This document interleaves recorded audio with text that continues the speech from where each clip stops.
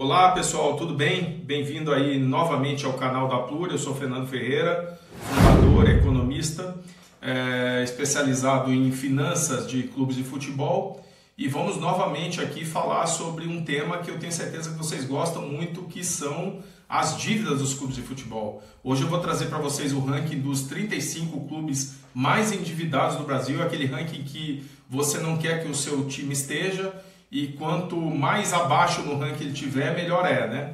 É importante antes falar o seguinte: o que é dívida, né? O que é endividamento? E aqui na Pluri a gente trabalha com o conceito do endividamento líquido, né?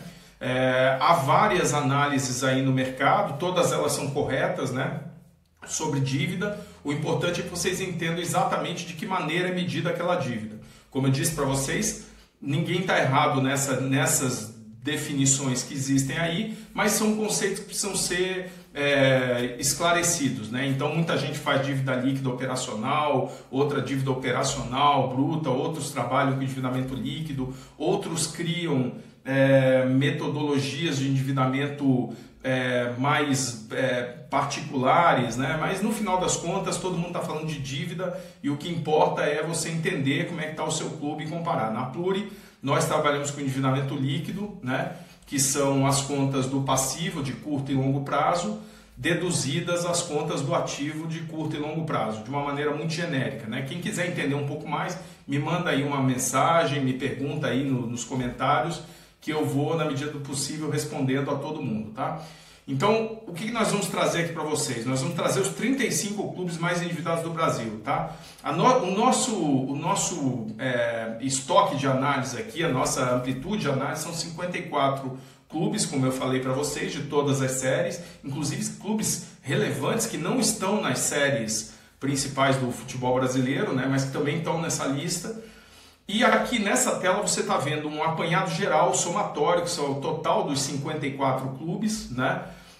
Que no ano passado fecharam com 16,8 bilhões de reais de dívida, tá? Essa é a dívida líquida desses 54 clubes, um crescimento de 19% em relação ao ano anterior, 53% em relação a 5 anos atrás e 128% em relação a 10 anos atrás. Nessa tela você está vendo à esquerda o gráfico que mostra o crescimento dessa dívida ao longo do tempo, né? Nós batemos um recorde agora, superando aí o de 2 anos atrás. Ano passado foi um ano em que as dívidas tinham caído substancialmente, muito por conta de recuperações judiciais e coisas desse tipo, e esse ano a gente teve um aumento bastante preocupante do nível de endividamento, 19%. As receitas subiram muito, mas elas foram consumidas pelo aumento de dívida preocupante. À direita você vê um gráfico aí que mostra a distribuição dessa dívida por categoria. Então você vê que 28% da dívida dos clubes de futebol no Brasil referem-se a empréstimos, 21% são dívidas tributárias, 13% são dívidas com negociações de atletas, dívidas com outros clubes, empresários e coisas desse tipo, e 12% são dívidas trabalhistas. 21% ali são outros tipos de dívidas, né, que aí tem antecipações, questões contábeis e tudo mais. E aqui nessa mesma tela você vê na parte de baixo existem dois gráficos que são fundamentais. Esses dois gráficos eu acho os mais importantes de todos, porque eles comparam a dívida total com a receita total. Porque se um clube, vou dar um exemplo aqui, se o Flamengo deve 100 milhões de reais e o Bangu deve 100 milhões de reais, nada contra o Bangu, nosso querido Bangu, mas só para exemplificar, quem tem mais condições de pagar essa dívida antes? Obviamente que o clube maior, né? O clube maior tem mais condições de pagar uma dívida num determinado valor que um clube menor de gerar aquele mesmo montante de recurso. Então a gente precisa sempre trazer essas dívidas para o montante em relação ao tamanho de cada clube. Então quando você olha o mercado como um todo, você vê que a dívida líquida total dos clubes brasileiros representou em 2024 1,4 vezes o total do faturamento. Como eu disse, a dívida subiu 19% no ano passado, de todos os clubes. Mas as receitas também subiram em torno de 19% e 20%, como você vê no outro vídeo que a gente gravou, que está aqui no canal da Pluri, de vídeo gravado semana passada. Então você repara que a relação entre dívida e receita ela ficou estável em 1,4 vezes, ficou estável no menor nível da história, ou seja, a gente teria oportunidade de reduzir esse índice para níveis muito mais saudáveis, mas de fato a gente teve um crescimento fortíssimo de receita no ano passado, no ano anterior também, mas nós não aproveitamos para reduzir essa relação entre dívida e receita como tínhamos feito no ano anterior. Você lembra que ali em 2022, você pode ver no gráfico, a relação era 1,9 vezes e ela caiu para 1,4. Por quê? Porque os clubes aumentaram muito a receita, mas as dívidas caíram. Então a relação melhorou, ficou muito mais saudável. Esse ano a gente teve um novo incremento de receita brutal, né, de quase 20%, na faixa de 20%, mas as dívidas também aumentaram 20%. Né? E no lado direito você vai ver um gráfico que mostra dívida líquida recorrente, dívida líquida em relação à receita recorrente. Tá? O que muda nesse gráfico? Esse gráfico ele mostra a mesma dívida, mas em comparação não à receita total que o clube teve, e sim com a receita recorrente. O que é a receita recorrente? Elas são as receitas que você tem todo ano, né? Aquelas receitas que você pode contar, direitos de transmissão, cotas de participação.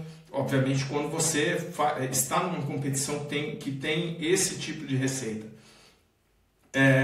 Patrocínios, licenciamento, publicidade, marketing, sócio-torcedor, bilheteria, tudo isso é receita recorrente. O que não é receita recorrente?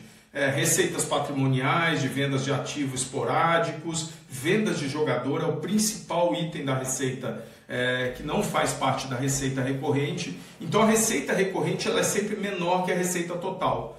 Como ela é a receita que você pode contar, uma outra maneira de você medir o tamanho da dívida em relação ao clube, ao potencial do clube, é comparar esta dívida com a receita recorrente. É este gráfico que está à direita. E nesse gráfico você vê que a dívida líquida ela aumentou de 1,9 vezes a receita recorrente em 2023 para 2 vezes em 2024. Foi um aumento marginal, mas nesse item aí a gente já vê um aumento relevante, e neste item nós estamos num nível já pior do que estávamos em 2012, 16, 17. Então realmente esse crescimento de dívida foi um crescimento de dívida ruim. Por que nesse índice aumentou e no outro índice não aumentou tanto, no índice da receita total? Porque as vendas de atletas estão cada vez maiores, e como a receita com venda de atleta não é uma receita recorrente, isso acaba sendo um elemento preocupante, né? Mas vamos começar aí com o ranking aí, dito isso, você, por favor, aproveita aí, se inscreve no canal, ativa as notificações. Aqui a gente vai ter muito ranking, muita análise sobre o futebol brasileiro de maneira geral, sobre o que está acontecendo. Eu vou gravar muito vídeo sobre essas transformações, vamos falar sobre fair play financeiro que está vindo aí, é uma transformação super importante, e vamos ter muito ranking, vamos ter clássico das finanças, comparando as finanças dos clubes de futebol, tá? E também vamos analisar clubes individualmente, os principais clubes do Brasil, como foram os balanços, especificamente falar de cada um dos clubes, tá? Então agora vamos começar a falar sobre o ranking em si, só fazendo um comentário. Nós estamos falando aqui dos 35 clubes com maior dívida no Brasil, tá? Então eu tenho que fazer um comentário sobre os clubes que não vão aparecer nessa lista por um motivo bom, que são os clubes que têm dívida baixa. Então aqui um ponto importante, menção honrosa, hiper honrosa a Atlético Paranaense, Cuiabá, Mirassol e Criciúma. Esses 4 clubes, e Goiás, desculpa. Esses 5 clubes não têm endividamento líquido, ou seja, eles são credores. Quando você considera o que eles têm a pagar e o que eles têm a receber, eles não têm dívida líquida, eles são credores. Então é um feito espetacular. E existem outros clubes que têm uma dívida, mas não é uma dívida relevante, então eles não estão nessa lista. Quem são esses clubes? Operário de Ponta Grossa, muito bem gerido, Londrina, Brusque, Juventude e Atlético Goianiense. Então essa galera não estará nesse vídeo, mas não estará por um ótimo motivo. E meus amigos, vamos agora então ao ranking, né? Começando, 35º lugar, Ferroviária de Araraquara, tá? com 40,3 milhões de reais de dívida. Você olha aí na tela, uma dívida que cresceu 77%, é um clube que hoje está na Série B, é uma dívida equacionável para um clube que está na Série B. 34ª posição, ABC de Natal, 45,7 milhões de reais de endividamento, 12% de crescimento no ano, um clube basicamente 73% da sua dívida é tributária, tá? 33ª posição, Paysandu. Aqui nós vamos fazer algumas ressalvas. Paysandu, relatórios de endividamento, balanços, é preciso ser mais transparente e publicar esses dados. A gente tem dificuldade em conseguir e aí a própria avaliação fica um pouco precisa. Acredito que a dívida do Paysandu, ela de fato, quando saírem os demonstrativos todos, alguns a gente tem que estimar, ela estará acima disso, mas hoje ele é o 33º colocado, com 52,4 milhões de dívida. Mesmo comentário ao Remo, o Remo não divulga seus balanços ali publicamente no site, é uma falta de transparência bastante preocupante, tá? 2 clubes aí de Série B. Vamos aqui, 32ª posição, Ceará, com 57 milhões de dívida, 4% de queda, 39% da dívida dele é tributária. E vejo aqui nessa tela que os 2 gráficos de baixo, eles mostram a dívida total sobre a receita total do clube na barra e a média dos 54 maiores clubes na linha, tá? Então o que você vai querer ver aqui? Você vai querer ver sempre o seu clube com as barras abaixo da linha, ou seja, com uma dívida menor do que a média do mercado. O gráfico da direita, ele mostra a dívida sobre a receita recorrente, e aí também você vai querer ver sempre o teu nível abaixo. Ceará com indicadores bastante saudáveis, meia vez o faturamento, a dívida equivale a metade do seu faturamento. E lembrando, o faturamento do Ceará comparado ao faturamento do ano passado, quando ele estava na Série B, né? Então, aí o lugar, 31ª posição, temos o Botafogo de Ribeirão Preto com 70,2 milhões de reais de endividamento, 12% de crescimento, um clube que tem 41% da sua dívida na forma de empréstimos. 30º lugar, Chapecoense. Chapecoense, não tem como não falarmos da tragédia que aconteceu com o clube. Repara o gráfico da Chapecoense, é uma coisa impressionante, porque até 2017 o clube tinha um endividamento praticamente zero. Em 2016 e 2017 você vê que as barras estão negativas, quer dizer que ele era um clube credor. E aí realmente o clube teve por conta do acidente, a dívida explodiu. E aí eles fizeram uma recuperação judicial, o clube realmente amassou a dívida de novo. Hoje ele está com endividamento de 89 milhões de reais, subiu 37%, mas nos últimos 5 anos há uma queda de 2% no endividamento. Eles conseguiram estancar, né, o problema que eles tinham, a sangria que existia do clube com relação ao endividamento. E, enfim, está numa situação hoje muito melhor a Chapecoense. Com uma relação de dívida em relação à receita total ainda alta, na faixa de 3,3 vezes, considerando que o clube está disputando uma Série B, mas efetivamente ele está numa trajetória de recuperação, né? Vamos lá, 29ª posição, Fortaleza que teve um aumento enorme na dívida no ano passado, 1.647%, passou de 7 milhões de endividamento líquido para 115 milhões de reais, ainda é um patamar que corresponde a 0,4 vezes a sua receita, né? Um patamar de endividamento baixo, né? Para a média do mercado, 1/3 da média do mercado, mas é um endividamento que se formou principalmente com a contratação de atletas. Na verdade, houve um investimento grande do Fortaleza, e isso obviamente aumentou a dívida. É um clube que está há alguns anos na Série A, então isso costuma acontecer. Acho que aconteceu de uma maneira muito forte, muito agressiva. Você pode ver que a dívida com negociação de atletas é 37% do endividamento total. mas o clube ainda está numa situação vantajosa, mas aqui já uma observação que nós temos que ter, né? 28º lugar, Novo Horizontino. Reparem, Novo Horizontino é um clube que a dívida aumenta ano após ano. E por quê? Esse ano atingiu 125 milhões de reais, 22% de crescimento, porque o Novo Horizontino ele é praticamente mantido por uma família, e essa família ela injeta capital no clube para que ele possa ter mais competitividade. Como é um clube que tem dificuldade para gerar receitas, ele obviamente acaba tendo que contar com um aporte financeiro dessa família. Tanto é que você olha que 88% da dívida do clube são empréstimos com partes relacionadas, ou seja, com esta família, tá? Então é um endividamento muito alto para um clube de Série B, são 125 milhões, e principalmente um clube de Série B que não tem uma capacidade de gerar receitas tão altas. Mas ele está sendo financiado efetivamente por seus donos, eles estão no papel deles, certamente querem levar o clube para a Série A, e aí obviamente ele tem um outro valor.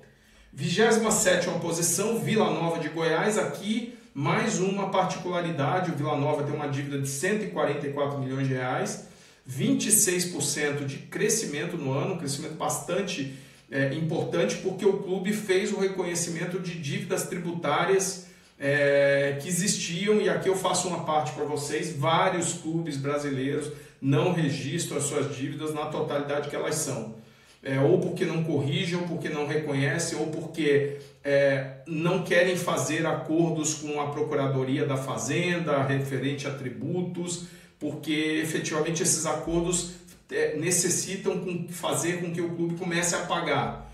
E aí muitos clubes não querem pagar, e aí eles ficam com aquela ficção ali no balanço. Isso acontece muito em casos de recuperação judicial também. O caso do Vila Nova tem uma particularidade: o clube tem 64% da sua dívida vindo de empréstimos. E que empréstimos são esses? São empréstimos feitos por conselheiros, ex-presidentes dos clubes há muitos anos atrás, e esses empréstimos têm sido corrigidos aí por uma taxa, aliás, bastante relevante, e vai virando uma bola de neve ao longo do tempo, né? Então é uma questão que em algum momento ela terá que ser resolvida. Não é uma questão de difícil solução, até porque de resto, quando você olha o endividamento, particularmente do clube, ele está muito bem equacionado, mas esse ponto ele realmente precisa ser resolvido, tá? Uma dívida muito alta para um clube de Série B, mas quando você entende a particularidade dela, você vê que isso é plenamente equacionável. 26ª posição, mais um clube em recuperação judicial, Avaí, 155 milhões de endividamento líquido, 94% de crescimento esse ano, né? Dívida tributária pesadíssima, mais um clube que fez o equacionamento da sua dívida, do reconhecimento das suas dívidas tributárias, e sempre que isso acontece, você vê dois eventos relevantes: um aumento muito forte da despesa financeira ou um aumento do endividamento, do perfil do endividamento e do volume do estoque de endividamento, né? Vamos lá para a 25ª posição. Paraná Clube é o único clube dessa lista que não tem série, não está em nenhuma série, no seu balanço indicando um endividamento de 162 milhões de reais, com 6% de crescimento. Esse endividamento, veja, a relação entre dívida e receita do Paraná é de 17 vezes, é um número assim inacreditável. Por quê? Porque o Paraná é um clube que tem 10 milhões de reais de receita e deve 16. Ah, essa é a boa notícia, Fernando? Pô, 10 milhões de reais de receita, mesmo disputando o Campeonato Paraná, foi rebaixado. Fato é que o Paraná está em recuperação judicial, não está cumprindo a sua recuperação judicial, porque obviamente precisa do investidor para fazer isso, porque o clube não tem condição. E essa dívida não é verdadeira. Essa dívida, obviamente, a dívida do Paraná, ela é uma dívida maior que essa, porque muitas das correções necessárias do endividamento, elas não são reconhecidas, né? Até porque fica-se aquela negociação de transação tributária, então demora-se para se fazer a consolidação da dívida, mas o Paraná Clube certamente tem uma dívida maior que essa. Esse é o lado ruim. O lado bom é que com a recuperação e a transação tributária, essa dívida vai derreter. Mas o Paraná é mais um dos clubes que existem outros que vão aparecer aqui na lista que não está demonstrando de maneira apropriada o seu endividamento no balanço. Isso não é nenhuma fraude, nenhuma falsificação de dados, tá, gente?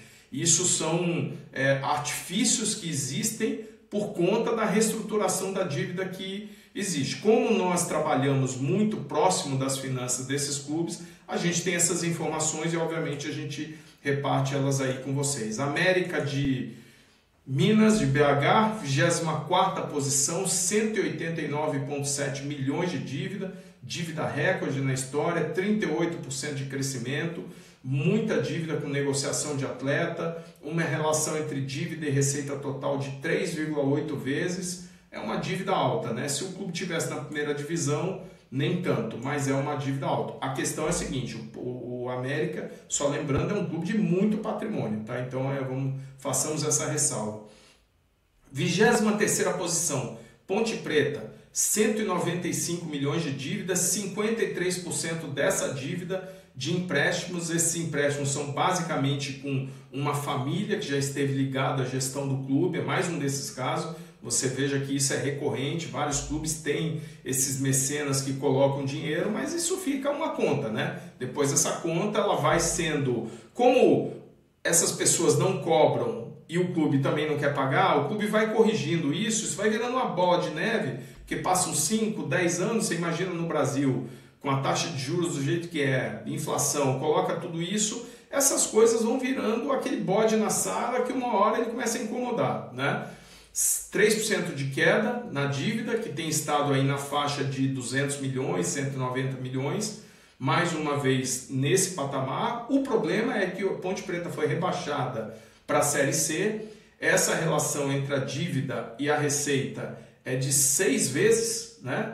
No ano passado ela caiu bastante porque o clube teve uma receita extraordinária, ela caiu para 2,4 vezes. A questão é que neste ano de 25, jogando a Série C, a receita vai cair bastante e esse indicador de dívida, quando a gente for olhar esse relatório ano que vem, ele vai para a lua. É importante vocês entenderem aqui, pessoal, essa coisa de mudar de divisão muda muito a situação. Quando o clube cai da Série B, da A para B, ou sobe da B para A, esses indicadores de endividamento, quando vocês olharem com atenção o seu clube, vocês vão ver que eles oscilam muito entre clubes que ficam subindo e caindo de divisão, principalmente entre a B e a A, que há a maior diferença de receita. Quando o clube cai da B para C ou sobe da C para B, existe uma diferença, mas essa diferença não é tão grande, porque não há uma disparidade tão grande. Mas entre a série B e A, isso é bem violento, tá? Então há uma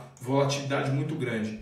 22ª posição, Sport Recife, 219,8 milhões de endividamento, 50% de crescimento nesse endividamento, muita coisa, 28% disso negociação de atletas, 25% tributárias, 20% trabalhista, 18% fornecedores, a estrutura clássica de endividamento, né? O Sport que tem uma relação de dívida de 1,6 vezes a sua receita anual. Tá? Uma relação próxima à média aí do futebol brasileiro.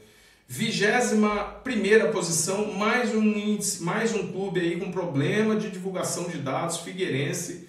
O Figueirense SAF não divulgou ainda o seu balanço, o Figueirense Associação não divulga aí uns 2 anos já. Então nós estamos aqui com essa dívida meio congelada. Você repara que no gráfico ela sobe para 223 milhões e fica ali na faixa de 220, né? Eu creio que essa dívida é até difícil analisar, porque, veja, certamente o estoque da dívida é maior, mas o clube passou por recuperação judicial, então ele amassou. Nós não temos dados para trabalhar, então estamos com essa estimativa em que esse clube tem uma relação na Série C, o endividamento, a receita é baixa, ele deve ter uma relação de 12, 15 vezes a sua receita, uma relação altíssima de dívida com relação à receita.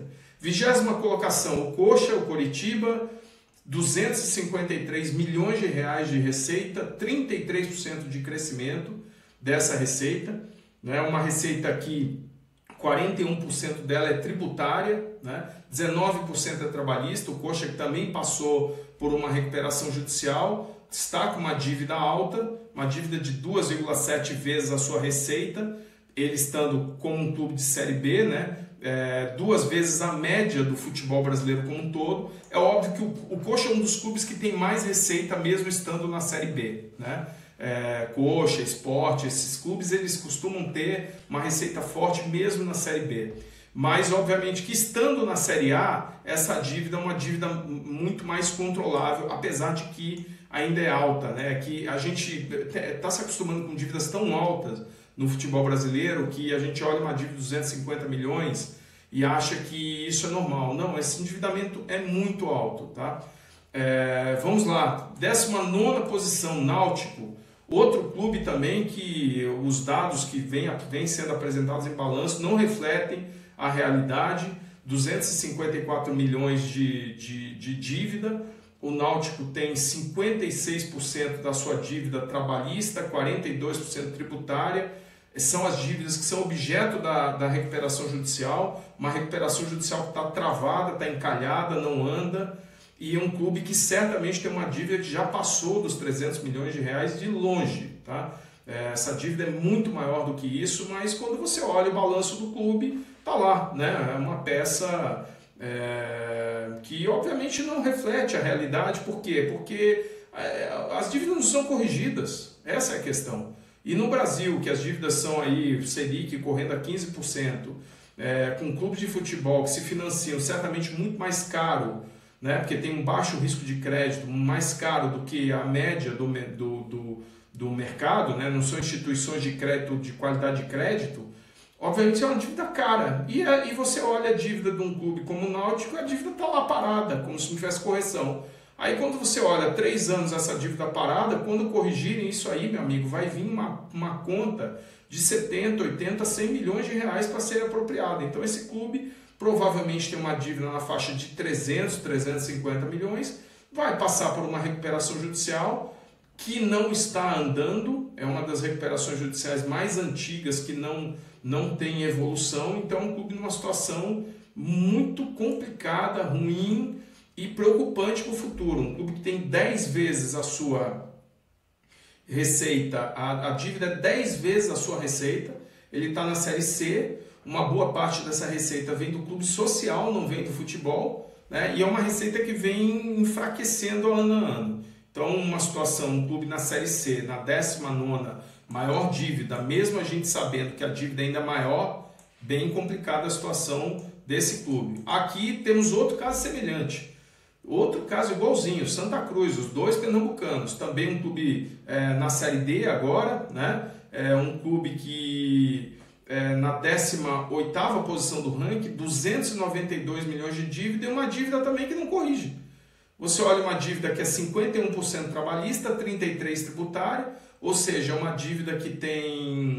dívida que ela está sobre a discussão de recuperação judicial, mas é uma dívida que certamente já é maior do que 400 milhões de reais, não tem a menor sombra de dúvida, e ele numa situação ainda pior do que a do Náutico, porque na Série D a receita é menor, o que nos dá uma relação entre receita e endividamento na faixa de mais de 20 vezes, né? Então é um clube que precisa subir de série urgentemente e precisa equacionar esse endividamento, né? Mas ele tem um ponto muito positivo, tem uma SAF aí já meio fechada para se confirmar, né? Em ela se confirmando a recuperação judicial, é um clube que tem muita torcida, muito potencial, então ele tem um futuro de recuperação pela frente.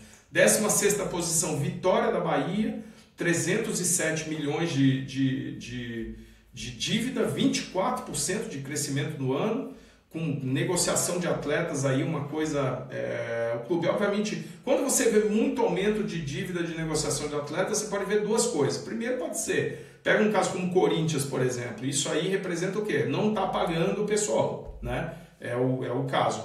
Mas quando você tem uma dívida e você está em dia, o que isso representa? Isso representa aumento de investimento, tá? O clube está gastando para se tornar mais competitivo. Obviamente que aí sempre cabe a análise. Quanto que é a capacidade de investimento, quanto é que consegue efetivamente pagar, né, desses compromissos. Então isso tudo é uma discussão para uma avaliação que a gente fará no futuro, em outros relatórios, quando a gente for avaliar cada clube. Aí a gente vai entrar nas finanças do clube e vai poder analisar isso com mais calma. Aqui a gente está dando uma pincelada por cima da dívida. O Vitória, repara, até 2016 ele era um clube praticamente sem dívida.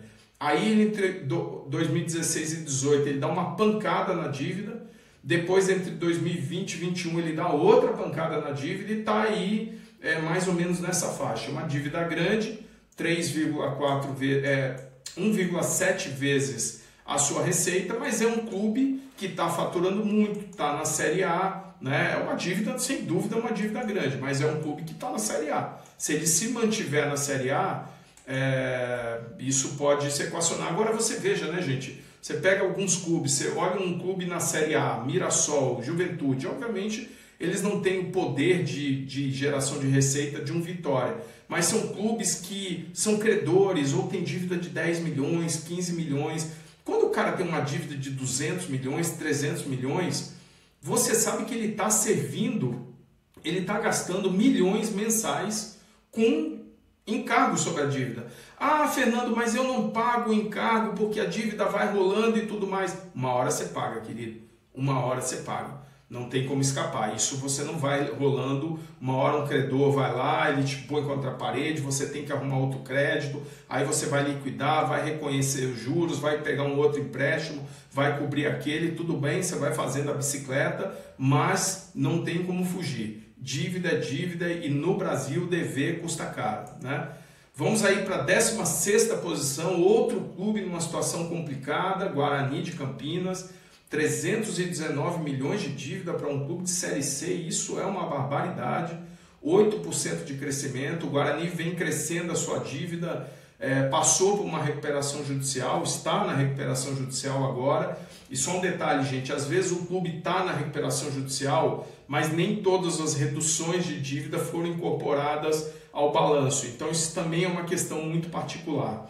49% da dívida, metade da dívida do Guarani é tributária, 33% são empréstimos, são dívidas a questão do brinco de ouro, contrapartidas, tem uma questão bastante complexa envolvendo o Guarani, mas o fato é, Série C, 320 milhões, você tem que equacionar. Por quê? Porque a sua relação entre dívida e receita é 6,8 vezes, praticamente 5 vezes a média do futebol brasileiro.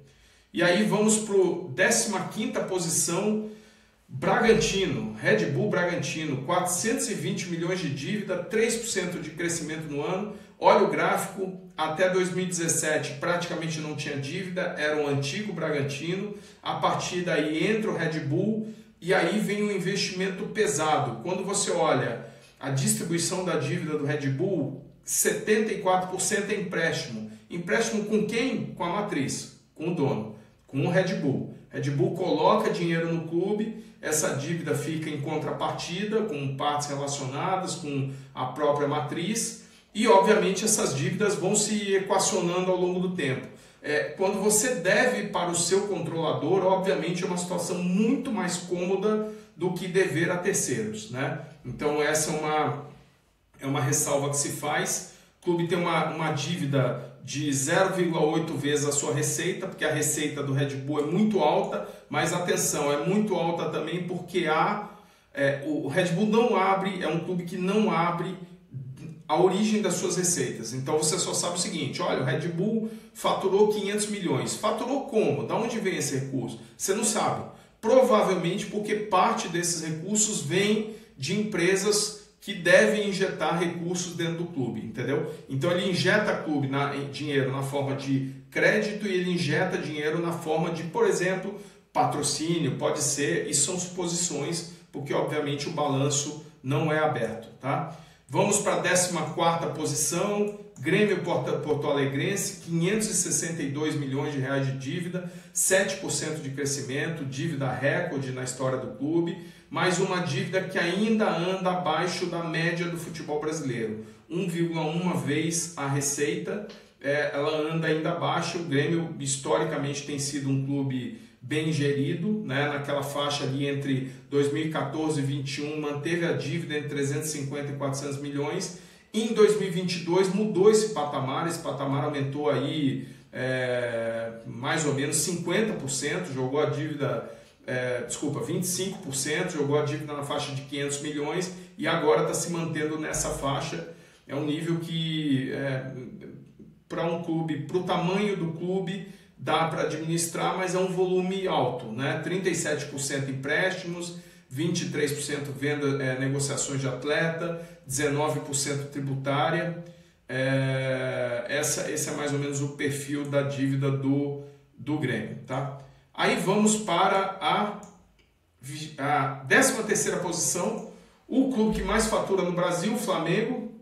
Então veja, é o que mais fatura, mas é o 13º endividamento. A dívida de 597 milhões, triplicou no ano, né? Passou um aumento de 258%, um crescimento brutal da dívida do Flamengo, houve um aumento de investimento muito forte no ano anterior, de 2024, mas mesmo assim, quando você olha a dívida, ela representa 0,4 vezes a sua receita, né? 30% da média do mercado. O Flamengo continua numa situação muito cômoda, né, em termos de endividamento, e sua dívida, 33% dela é com negociações de atletas. 12ª posição, Fluminense, 607 milhões de reais, 2% apenas de crescimento.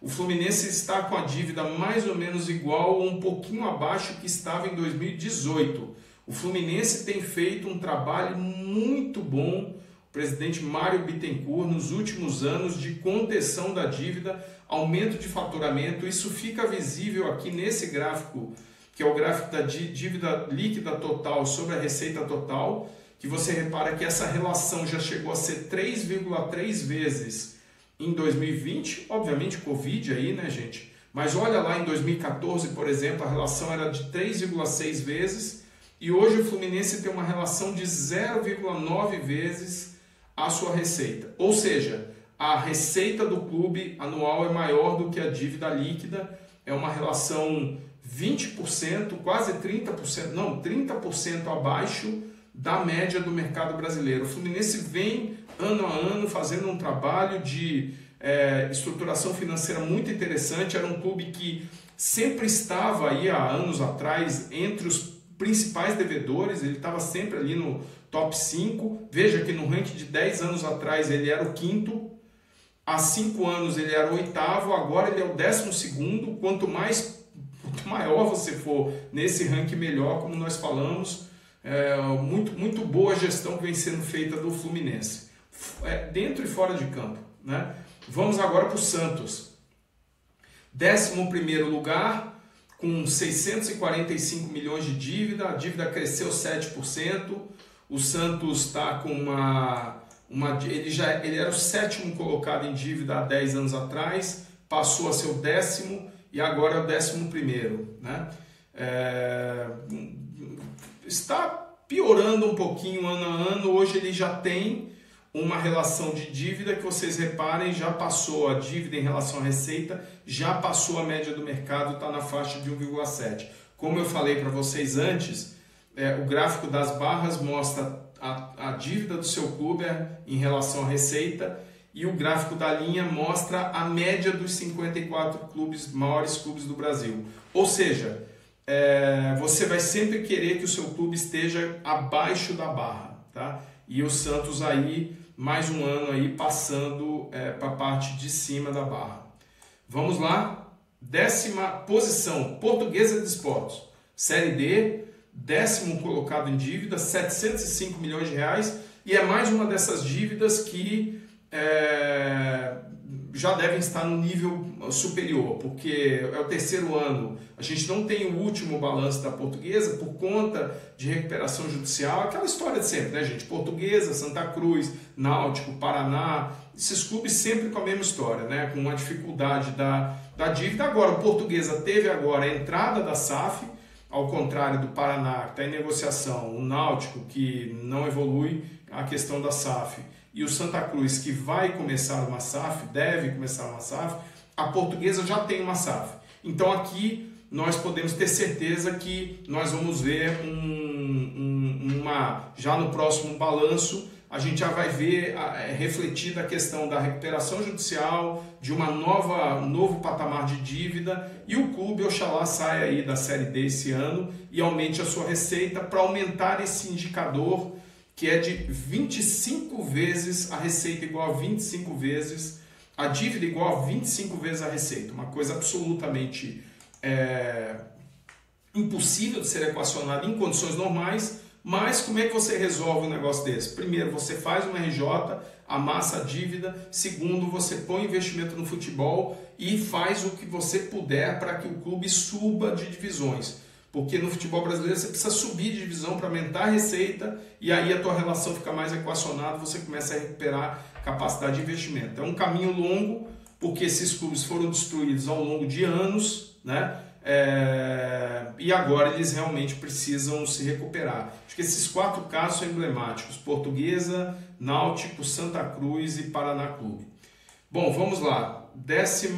Agora a 9ª posição, estamos no top 10. Bahia, 821 milhões de reais de dívida, 95% de dívida, de crescimento, praticamente dobrou a dívida, né? Tem uma relação de dívida em relação à receita de 2 vezes, muito maior que a média, né? Mas isso é o lado ruim, mas eu tenho 2 notícias boas. Primeiro é o seguinte: 48% disso aqui é empréstimo, ou seja, o Grupo City, gigante, monstro, está botando dinheiro, está investindo pesado no clube. Então o Bahia no ano passado, o Bahia teve um prejuízo enorme, o Bahia teve um investimento enorme. Então é isso que acontece em clubes que estão em fase de crescimento. O investidor chega, precisa botar dinheiro, ele vai ter endividamento, ele vai ter prejuízo no período, porque é o período em que você está aumentando a despesa e ela vai ser coberta com investimentos na forma de empréstimos ou outro tipo de alocação de capital para que o clube mude de patamar. Então as 2 boas notícias. A notícia ruim, a dívida dobrou. As 2 notícias boas que neutralizam completamente a ruim. Primeiro, o grupo é muito pesado e, segundo lugar, nós estamos falando de um clube que está tendo um investimento maciço. O Bahia vai dar muita alegria e vai se consolidar no futuro como um top brasileiro. Aqui a gente vai para o 8º lugar, o Palmeiras, 825 milhões de dívida. A dívida cai 12%. Você repara, o Palmeiras é um dos poucos clubes, eu fui passando aqui esse ranking, eu não me lembro de clube que teve queda de dívida, acho que teve um ou outro, acho que o Ceará, alguma coisa assim. Vocês podem até dizer aí nos comentários aí. Mas o Palmeiras, 12% de queda, reduzindo a dívida para 825 milhões, que é uma dívida 0,6 vezes a sua receita. Mais ou menos, a dívida é mais ou menos metade da receita do Palmeiras. Ou seja, o Palmeiras tem uma dívida menos da metade proporcionalmente à da média do futebol brasileiro. Tá? A situação do Palmeiras é muito positiva nesse momento. 7ª posição, Internacional. Olha, tanto o Inter quanto o Palmeiras tem a questão do estádio, tá? Na dívida. Então, isso faz com que a dívida pareça maior, porque não é que pareça maior, né? Quer dizer, esses reconhecimentos contábeis precisam ser realizados, mas eles têm contrapartidas que é o passar do tempo. São dívidas que são incorporadas no balanço e à medida que os anos passam, essas dívidas elas vão sendo abatidas por contrato, tá? Por liquidação, por decorrer de tempo, tá? Então, 7ª posição, Internacional, 834 milhões de dívida, 17% de crescimento, voltou para o patamar que andou aí há alguns anos, na faixa de 800 e tantos, tá? Uma dívida que está em 1,6 vezes a sua receita, ou seja, um pouquinho acima do que é a média do futebol brasileiro. Tá? Uma dívida, 30% dela tributária, 31% dela na forma de empréstimos. Vamos lá para o 6º colocado. Esse clube está preocupante, muito preocupante nos últimos anos. São Paulo, 851 milhões de dívida líquida, 28% de crescimento. não está tendo resposta dentro de campo, mas a dívida está crescendo. É um clube gigante, com um potencial de aumento de receita, eu acho que o maior entre todos, porque ainda tem uma receita pequena em relação ao que é o São Paulo, né? Então isso também pode equacionar, mas é uma dívida, a trajetória das coisas do São Paulo que tem sido preocupante. Quando você olha uma dívida de 851 milhões para o tamanho do São Paulo, esse não é o ponto negativo em si. O ponto negativo é que as coisas vêm piorando, né? O São Paulo, até 2018, tinha uma dívida na faixa de 300 milhões. Em 2019, essa dívida aumenta 60%. E a partir daí, ela vai subindo ano a ano praticamente, tá? E agora, esse ano, a gente deu uma porrada. 28% é uma pancada, né, de aumento de dívida. 53% delas são outras dívidas, 14% são empréstimos.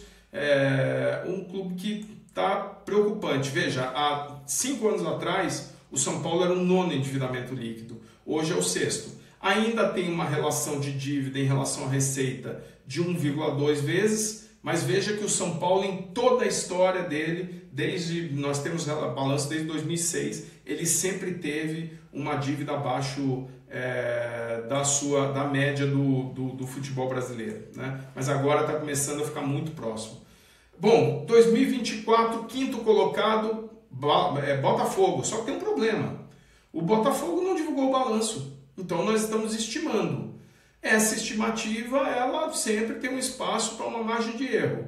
A margem de erro aqui é para cima, tá? Nós não vamos ver a dívida do Botafogo menor do que esse número que está aqui, que é quase 900 milhões de reais. Ela certamente é maior, tá? Mas é um clube que teve uma pancada de aumento de receita, né? Então hoje ele está pela primeira vez na sua história, ele está com uma relação entre dívida e receita ali próximo à média do futebol brasileiro, um pouquinho abaixo, tá, da média do futebol brasileiro. Provavelmente isso aconteceu, é a primeira vez. Vamos lembrar que o Botafogo há 10 anos era o clube mais endividado do Brasil. E olha que coisa louca, há 10 anos o Botafogo tinha uma dívida que hoje, com 10 anos, ela é só 5% maior, tá?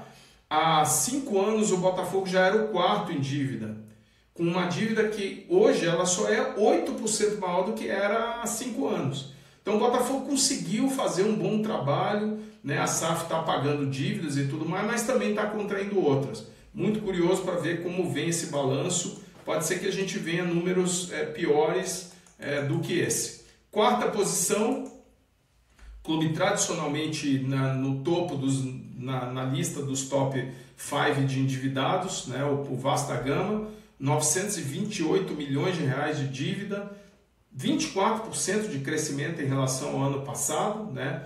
Um clube que está passando pela recuperação judicial da associação e da SAF, jamais visto, né? As duas, nós temos um caso único aqui, porque é inaceitável, né? O Vasco tem tido um aumento de receita nos últimos anos, mas é um clube que também está com uma receita muito aquém do que tem de potencial, considerando que é o 5º clube com maior torcida no Brasil, uma torcida apaixonada, como a gente vê aí.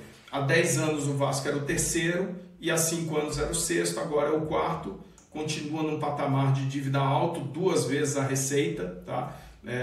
Ou seja, um patamar de dívida 40% maior do que a média do futebol brasileiro. Realmente a RJ precisa ser feita num caso desse, tá? Eu com relação à RJ, eu sou assim mais agressivo. Eu acho que outros clubes precisam fazer RJ correndo. O próprio São Paulo deveria avaliar isso. Corinthians então nem se fala. O Corinthians tinha que morar numa RJ, isso precisava ser feito para ontem. O resto que se faça é enxugar gelo. O São Paulo precisaria, acho que um clube que precisaria urgentemente de uma RJ é o Santos, tá? Cairia bem uma RJ lá, inclusive para preparação para a SAF. Cruzeiro, 3ª posição, 981 milhões de dívida, 5% de crescimento. O Cruzeiro que até 2000 veja o gráfico do Cruzeiro ali, ele vem crescendo ano a ano até 2017, depois ele dá uma pancada em 18, em 19 ele dá uma outra pancada e em 21 ele explode para 22. né? E aí vem a recuperação judicial, SAF, Ronaldo, aquilo lá, reconhecimento de dívidas que não, provisões que haviam sido feitas, traz-se a dívida para o patamar de R$1 bilhão, é uma dívida alta, né? 2,6 vezes a receita do clube. O clube precisa aumentar mais as receitas para poder fazer frente a um endividamento tão alto. E o Cruzeiro, há 10 anos atrás, era o 12º, veja bem, o 12º em dívidas. Há 5 anos atrás ele já era o segundo, quando aquele escândalo que houve no Cruzeiro, uma destruição incrível de um clube, a maior destruição que a gente viu em um ano específico de um clube, foi ali o Cruzeiro, aquele período. E agora ele está na 3ª posição, que é muito alto. Mas aí nós vamos para o top 2, e aí esses dois aqui não querem concorrência nenhuma realmente. Eles estão com a dívida enlouquecida, que é Corinthians na 2ª posição, com R$1 bilhão 901 milhões de dívida, 20% de crescimento. O Corinthians está completamente descontrolado em termos de finanças. Aquilo é um caos completo, não há meio termo para dizer sobre isso. Corinthians, potencial gigantesco, é um clube que a receita cresce de qualquer jeito, mas é um clube financeiramente absolutamente descontrolado, em trajetória de insolvência esportiva, tá? Porque você sabe, a associação, a não ser que esteja aí numa recuperação judicial, ele não vai quebrar, não tem a falência, mas tem a falência desportiva, que é a capacidade de investimento vai caindo, o time vai ficando fraco, uma hora ele cai de divisão, e aí a coisa só vai piorando. Aonde a gente viu isso? A gente viu com o Botafogo antes da SAF, a gente viu com o Vasco, a gente viu com o Cruzeiro, né? E foram clubes que foram salvos pela SAF. Mesmo SAFs muito ruins como a do Vasco, hoje o Vasco está na 1ª divisão. Veja, o que salvou foi a SAF. Tá? Às vezes a gente vê os comentários, a SAF do Vasco foi um horror. Meu amigo, lembra do Vasco antes da SAF? E olha, que é a SAF mal feita, é a SAF que deu errado. Mas mesmo assim, o clube está se segurando ali, né? Vamos ver como é que as coisas vão andar. Mas o Corinthians realmente é um clube que hoje tem a 2ª maior dívida. Você vê o gráfico de pizza, está muito bem distribuído, ou seja, tem credor para todos os lados, é trabalhista, é clube, é empresário, é empréstimo, é fornecedor, é tributário, todo mundo está pendurado ali para receber alguma coisa do Corinthians. Um clube que tem aí uma relação entre dívida e receita, mesmo sendo a 3ª maior receita do Brasil, ele tem uma dívida que é 1,7 vezes maior do que a sua receita, ou seja, ele está 20% acima da média do futebol brasileiro, mesmo tendo a 3ª maior receita.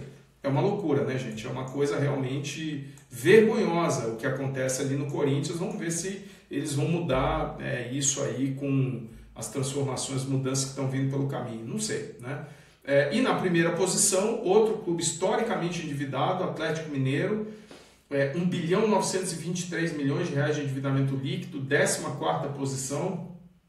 Ele há 10 anos era o 4º mais endividado, há 5 anos já era o mais endividado. Vem aí numa combinação com o Corinthians, sempre desde 2020 para cá, os dois alternam as 2 primeiras posições de os clubes mais endividados do Brasil. E é um clube que tem uma relação entre receita e dívida, entre dívida e receita, de 2,9 vezes. Ou seja, a dívida é quase 3 vezes a receita. Tá? Ou seja, proporcionalmente o Atlético Mineiro tem uma dívida 2 vezes maior do que a média do mercado. Por quê? Porque a dívida sobre a receita dele é 2,9 vezes e a dívida sobre a receita da média dos 54 clubes que analisamos aqui na Pluri é 1,4 vezes. É um negócio assim muito violento, né? Então, estamos aqui com é um clube que tem 42% da dívida na forma de empréstimos com empréstimo bancário e tudo mais, só que tem um detalhe, né? O Atlético tem uma estrutura de capital, de societária muito forte. Vamos ver como vão agir os sócios do Atlético. O Atlético tem uma estrutura societária de gente muito pesada. Agora vamos ver se eles vão botar a mão no bolso para equacionar, porque é um clube que tem um custo de carregamento de dívida alto, né? Porque deve muito, e isso obviamente dificulta até a capacidade do clube se manter competitivo. Aqui só no final eu só queria fazer um último, estamos chegando no próximo do clube, mas tem uma coisa muito interessante para mostrar para vocês aqui, que é o seguinte: Pessoal, você olha que essa tabela mostra os clubes da Série A, tá? A dívida dos clubes da Série A. Você vai ver que a dívida dos clubes da Série A, em média, é 1,2 vezes a receita total, tá? Mas olha aqui a de clubes da Série B, né? Quando você olha os clubes da Série B, essa relação ela já sobe de 1,2 vezes para 1,9 vezes, tá? E quando você vai para os clubes da Série C, tá? Essa relação vai para 6,2 vezes, gente. Ou seja, realmente clubes endividados, você consegue administrar a tua dívida dependendo do valor se você estiver na Série A. Se você estiver abaixo da Série A, meu amigo, é preciso ter dívidas baixas, controladas. Na Série C, então, nem se fala. Então é isso, meus amigos. Obrigado pela atenção de vocês. E logo a gente se vê com mais vídeos aí da Pluri para falar sobre as finanças do futebol brasileiro. Um abraço aí para todo mundo. Valeu, até logo.